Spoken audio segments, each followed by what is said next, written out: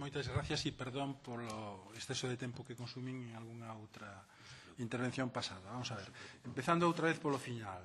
Eu non creo que o Banco de España tivese ninguna noticia de que iba a haber un cambio normativo que elevase os requerimentos de capital ata o 10%. Non o creo.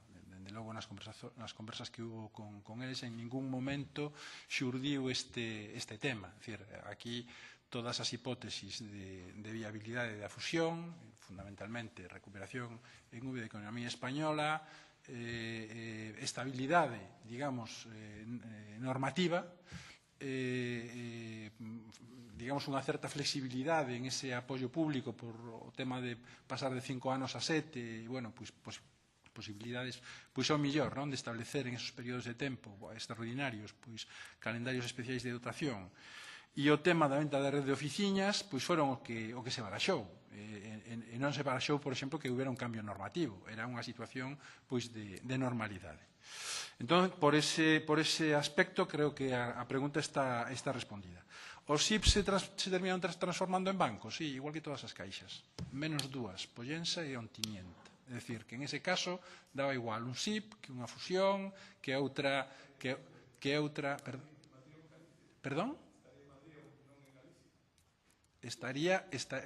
Vamos a ver, sí, pero nunha economía como a que estamos agora, existe España, existe a Comunidade Europea, existe Galicia, entón todos temos que chegar a determinado tipo de consensos en organismos supranacionales tamén, non? Conservamos cuotas de soberanía e perdemos cuotas de soberanía porque entendemos que logo se nos retornan por outras vías, non? Ou por outros beneficios. Entendemos, non? Eu non o sei, estou facendo unha valoración persoal e, por suposto, absolutamente discutible.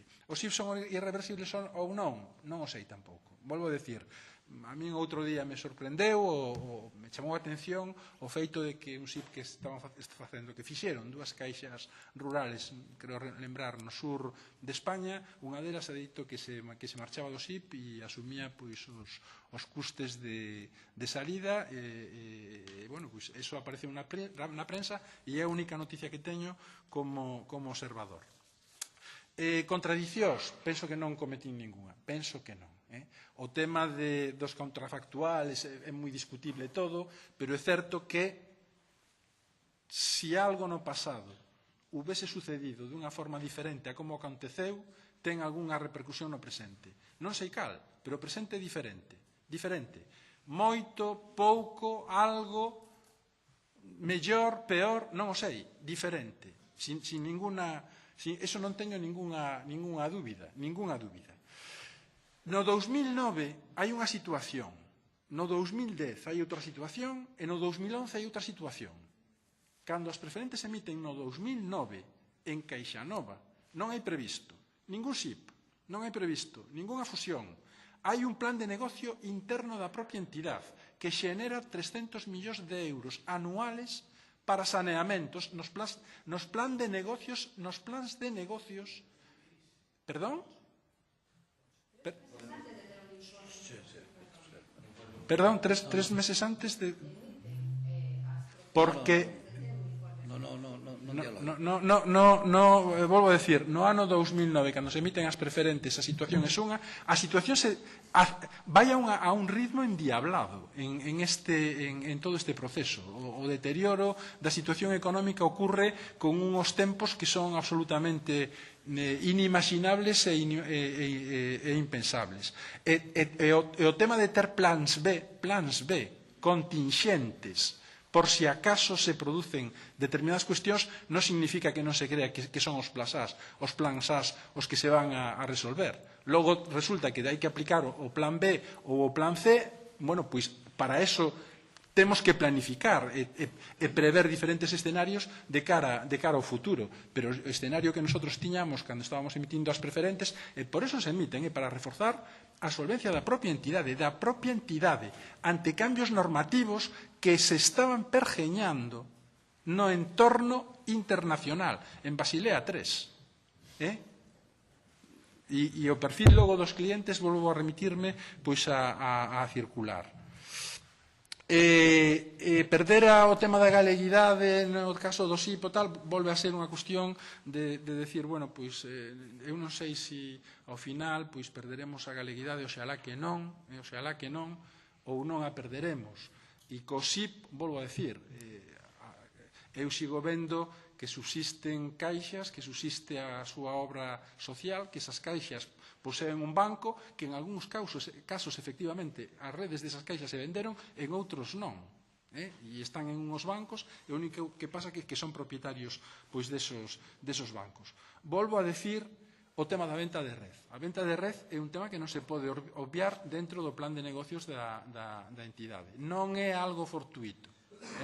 E non é algo que nosotros hubésemos tampouco contemplado como Caixa Nova á hora de estudiar a fusión. É algo que se nos plantexa como unha operación que está en marcha e que pode viabilizar a fusión xunto con o que se nos dice tamén é que nos estamos calculando a pérdida esperada da nova entidade por encima dos cálculos que pois estaban facendo pois os que nos dicen que replanteemos a nosa postura. E a nós, cando nos dicen que replanteemos nosa postura, volvo a decir, eu non son un político, son un técnico, non formo parte do Consello de Administración, como erróneamente pois xa he dito aquí. Eu pertenezco á línea executiva, non ao Consello de Administración, sin que eso supoña eludir ningunha responsabilidade, por suposto, non? Pero si teño que decir que na parte técnica, pois o tema da venta de rede pois era un feito que nos non víamos, pero se nos dice que efectivamente está lanzado, que hai entidades que están interesadas e que isto pode salir adiante, que hai 5 anos prorrogables a 7, bueno, pois é unha posibilidade que nós por responsabilidade co sistema financiero galego autóctono pleno, con soberanía plena, temos a obligación de contemplar. E foi o que fixemos. O tema das preferentes tiñan unha ventana de liquidez aos 5 anos da súa emisión. É certo que a ventana de liquidez era unilateral por parte da Caixa, pero tamén é certo que as preferentes do ano 2009 se emiten a un tipo de interés do 7%. Do 7%. A rentabilidade de inversión crediticia era do 5%. Pensar que íbamos a estar mantendo un recurso que está costando un 7%, cando a rentabilidade de inversión crediticia é dun 5%, pois isto se iba a amortizar ao 5º ano co permiso do Banco de España e as condiciones de mercado. E as preferentes se emiten en España a primeira vez, me parece que foi no ano 1988. Están funcionando. O problema das preferentes xurde a nivel da calle. Eu xa non estou na entidade. Non quero decir que non teña nada que ver co tema, evidentemente non é ese o tema. Pero que tarda en surgir este problema, xurde por un problema de confianza. E porque tamén hai un cambio normativo que afecta ás preferentes e a súa liquidez. E iso tampouco se din. Ha habido ese cambio normativo que ha feito que un produto se emite en unhas condicións, en un entorno, con un risco determinado, con unhas proyecciones de futuro para a Caixa. E logo todo eso cambia.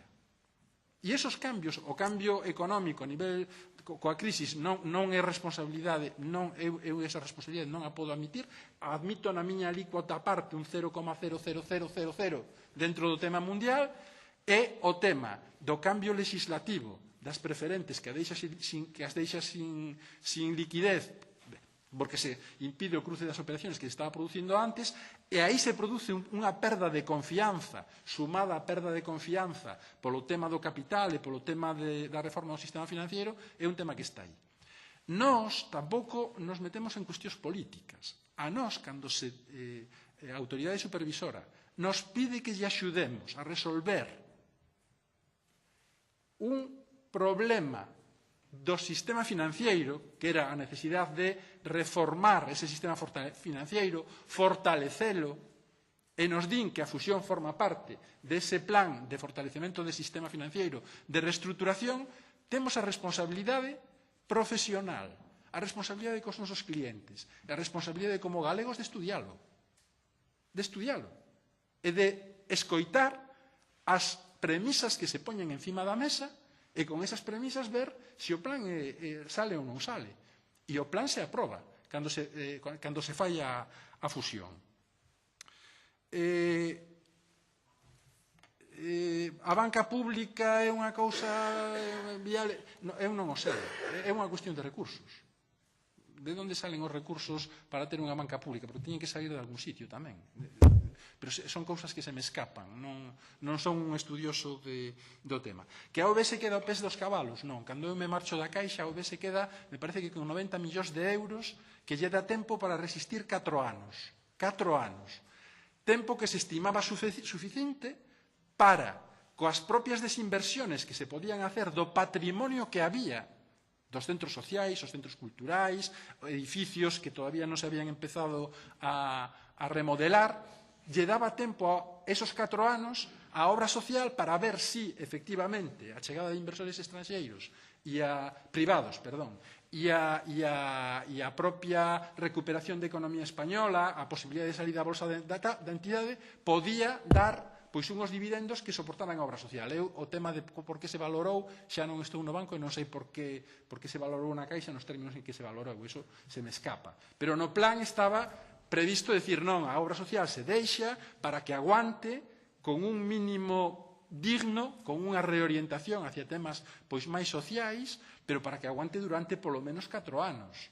Con esos 90 millóns de euros e máis co propio patrimonio redundante da Caixa, en este caso, que se podía vender.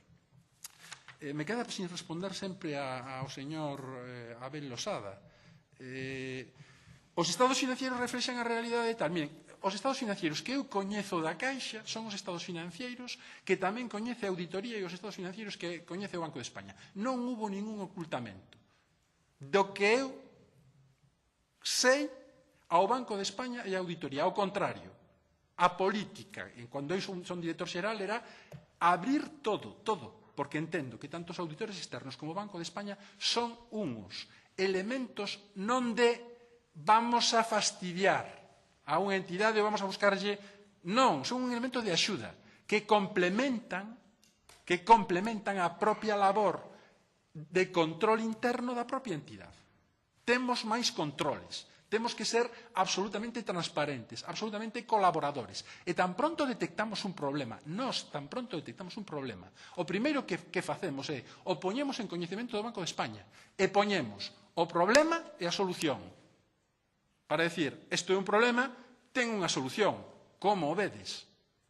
E se tivésemos un problema que non tiña unha solución, poñeríamos diante, temos un problema e non temos unha solución. Se vos ocurre algunha? Era unha axuda para nosotros valiosísima. El plan C non era el inicial, el plan C non era el inicial. Evidentemente, o tema da fusión non era o inicial. O primeiro plan contingente era o do SIP, porque o considerábamos máis viable. Considerábamos que daba lugar a unha entidade viable frente a unha fusión donde considerábamos que esa viabilidade podía estar cuestionada. Teño información sobre outra Caixa? Non. Eu teño información que está nos estados públicos. A información que está nos estados públicos. A mí non se me dá ninguna información antes sobre a situación de outra entidade. Me teño que fiar do que din as contas públicas e me teño que fiar, cando se fai o plan de integración, do que din a auditoría de outra Caixa. Igual que a outra Caixa se ten que fiar do que di Caixa Nova e do que di a auditora de Caixa Nova. E eu solamente podo responder da información que dá Caixa Nova e da información que dá a auditoría de Caixa Nova. A coñecida polo Banco de España, toda a que eu tiña, toda a que tiña o Consello de Administración e toda o que tiña o personal da entidade. Nós tiñamos reunións mensuales co equipo directivo onde se lle daba a mesma información que o Consello de Administración, a mesma información que tiña o Banco de España. Reunións con todas as zonas mensualmente, cada mes con unha zona distinta, e unha vez ao ano con todo o personal onde se daba toda a información de entidade, toda. E se podía preguntar en esas reunións. E se invitaba aos membros do equipo directivo, nas reunións mensuales do equipo directivo, e se invitaba, eu invitaba personalmente aos representantes do personal. Más tiempo para o arbitraxe. Ignoro, digamos, as decisións que poden estar tomando os xestores do novo banco. Supoño que cando toman as decisións que toman, pois as súas razóns terán, eu as descoñezo cales poden ser as súas limitacións e non podo responder a esa pregunta. E por que prescinden de min? Pois a mí simplemente se me din 48 horas antes, efectivas, da constitución do banco, se me din que os fondos de inversión americanos que van entrar no capital do novo banco queren caras novas ao fronte da entidade. Por que as caixas de aforros teñen unha mala imaxe en fora, non teñen nada en contra da miña xestión, porque se consideran que non me conocen, e simplemente se decide nombrar en un plazo o mismo luns a un consexeiro delegado novo e eu estou fora da entidade o luns prácticamente. Eu teño 48 horas para tomar unha decisión, comunico o tema dos contratos, e me din que os contratos están para cumplirse, se aproban polos órganos que se teñen que aprobar dentro da entidade, estaban dotados, se executan, eran conocidos polas autoridades que tiñan que conocelos. Por algunhas me consta que eran conocidos, por outras non sei o grado de coñecemento. Sei que algún tiñan, pero se non o coñeceron foi porque non quixeron velos, porque nunca houve ningún afán de ocultación. Están elevados a público en notario, eu máis non podo decir, están elevados a público meu 2 veces en concreto. E me parece que o de outros directivos tamén. E os contratos, o meu e do ano 2005, non son director xeral, e os dos outros directivos son dos anos 90. Eu pouco máis podo decir, deste tema non vou a falar máis.